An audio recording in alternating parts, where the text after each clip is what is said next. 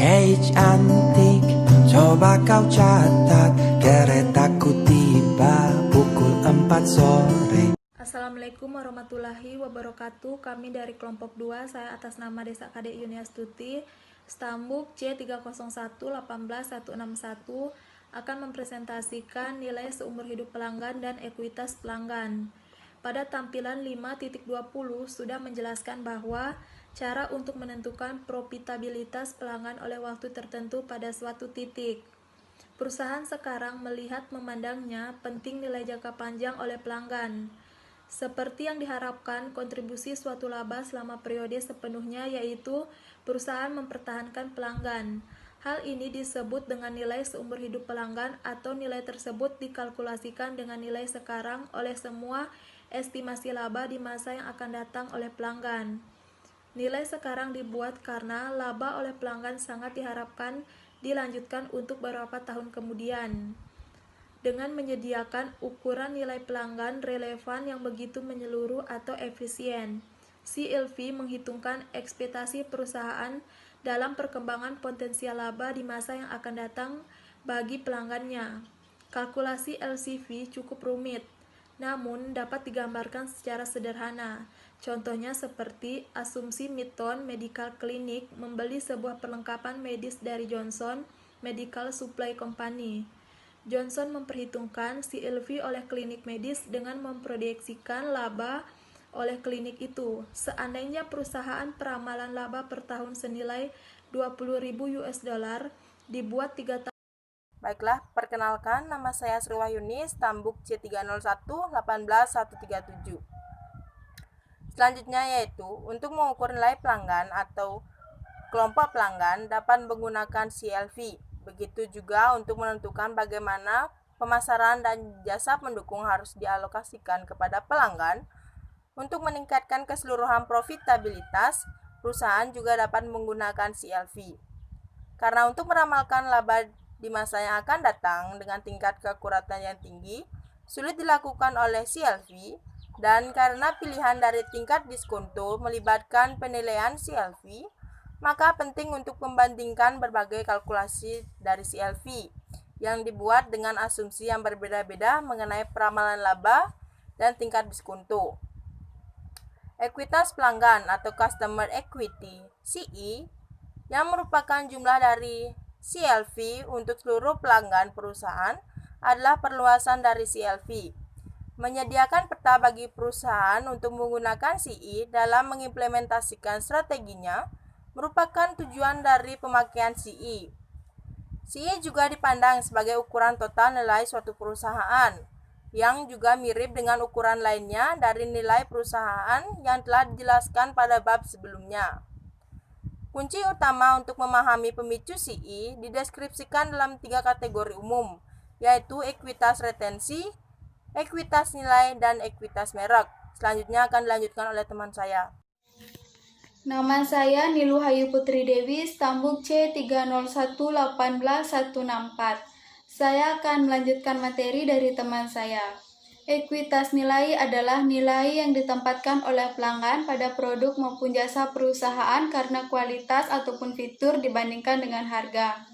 Ketika pelanggan berpikir bahwa nilai atau kualitas dan fitur relatif lebih tinggi dibandingkan dengan harga, maka ekuitas nilai menjadi lebih tinggi.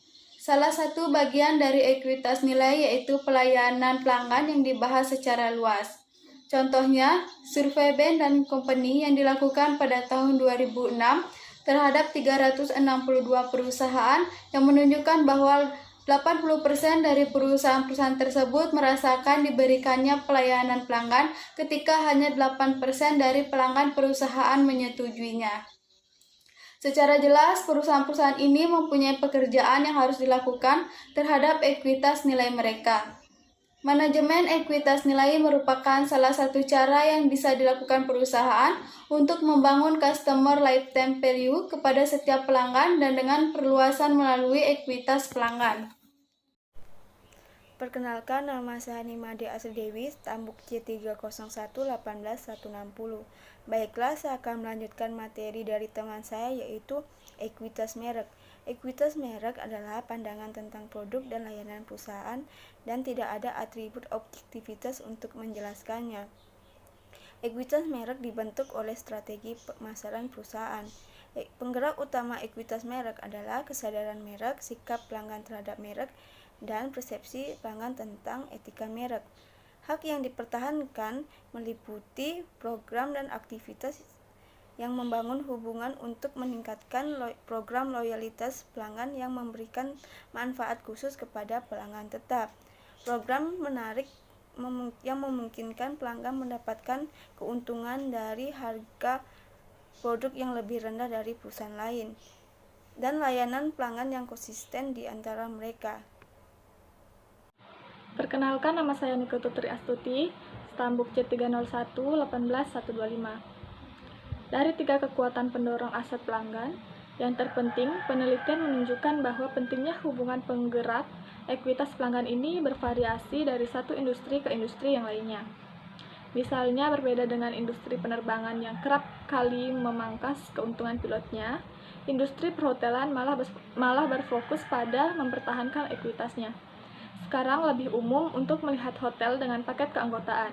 Keanggotaan paket memicu peningkatan kamar, kopi gratis, dan manfaat lainnya. Hotel Hilton dan Hyatt termasuk hotel yang menjalankan program ini.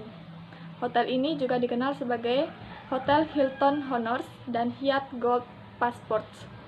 Ketika pelanggan adalah pelanggan terakhir produk, CLV dan CE adalah metode yang paling cocok. Berlawanan dengan hubungan B2B atau business to business, pelanggan ini juga disebut B2C atau business to customer. Dalam hubungan B2B, hubungan pelanggan dibina dengan berbagai cara dan masalah ekuitas merek dan tingkat retensi tidak berlaku. Selanjutnya, saya Nilo Madi Erayuni, Stambuk C301 18138 akan melanjutkan materi dari teman saya, yaitu contoh perhitungan biaya berdasarkan aktivitas yang merupakan sistem total. Pada contoh ini, yang dimulai sebesar $70, kemudian membebankan kembali dan mengakumulasikan biaya ke dalam objek biaya terakhir. Jadi, dalam contoh ini disajikan biaya sumber daya $70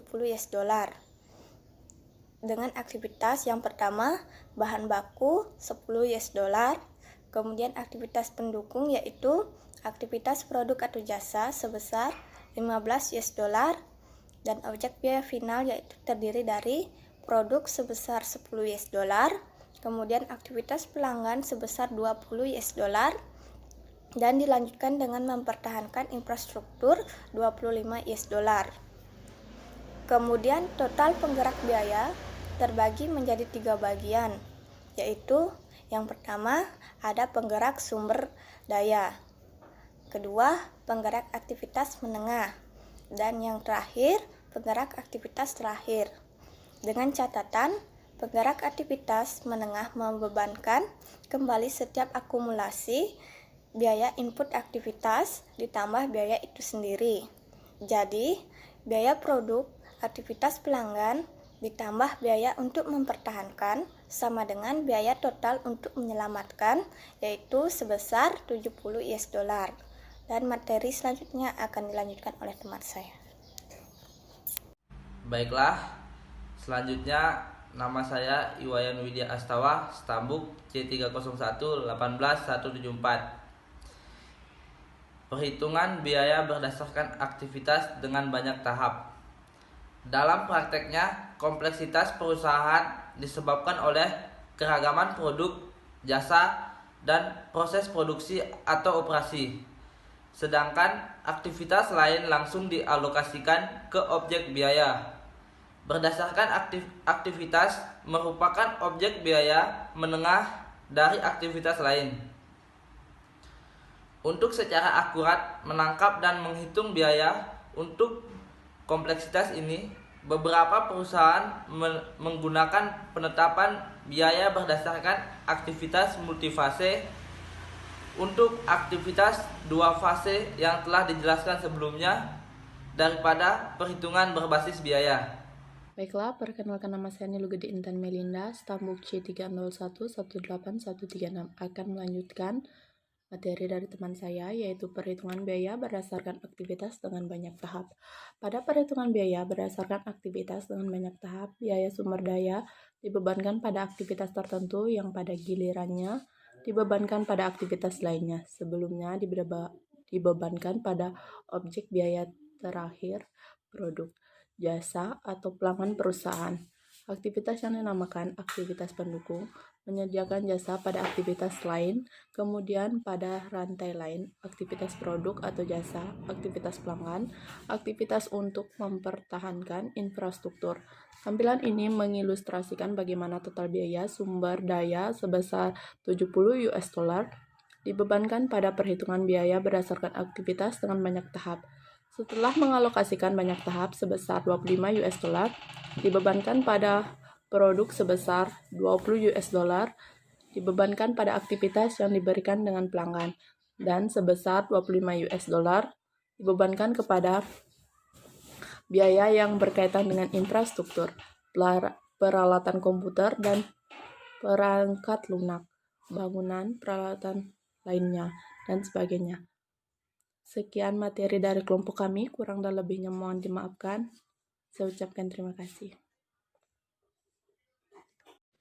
Jangan lupa like, komen, dan subscribe.